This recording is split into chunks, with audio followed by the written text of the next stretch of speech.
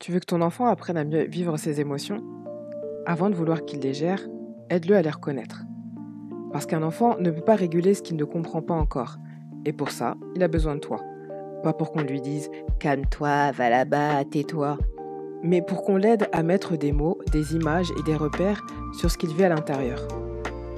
Ce qu'il faut comprendre, c'est que les enfants ne sont pas trop sensibles ou trop émotifs. Ils sont en train d'apprendre. Apprendre à ressentir, à décoder, à évaluer.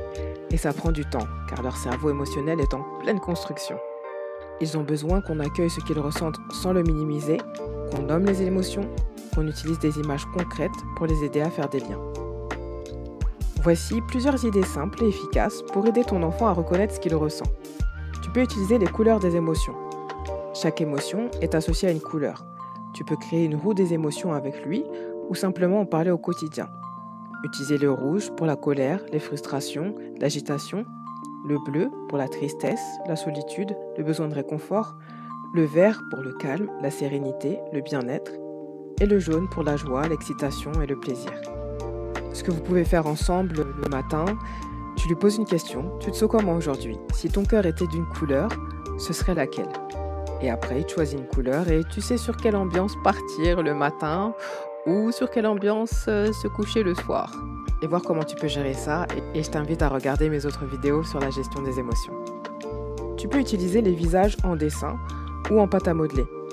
Prends un cercle pour représenter un visage et propose-lui d'ajouter des sourcils froncés ou levés, une bouche vers le bas ou vers le haut, des yeux fermés ou ouverts. Ce jeu est magique pour verbaliser sans pression. L'enfant peut même te montrer le visage de ce qu'il ressent maintenant. Tu peux utiliser la météo intérieure, une idée toute simple et poétique. Le soleil, je me sens bien, tout va bien. La pluie, je suis triste. L'orage, je suis en colère ou débordé. Le vent, je suis agité ou stressé. L'arc-en-ciel, je me suis senti triste et maintenant ça va mieux. À faire aussi au réveil ou le soir. Et toi, c'est quoi ta météo aujourd'hui? Tu peux aussi utiliser les éléments naturels. Inspire-toi des 4 éléments pour évoquer les ressentis. Le feu pour la colère, l'énergie explosive. L'eau pour la tristesse, les larmes, la fluidité.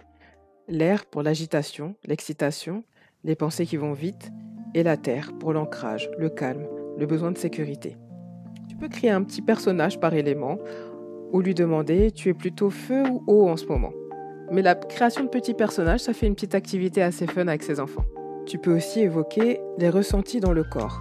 Aide ton enfant à remarquer où ça se passe. Tu as mal au ventre? Est-ce que c'est parce que tu es stressé?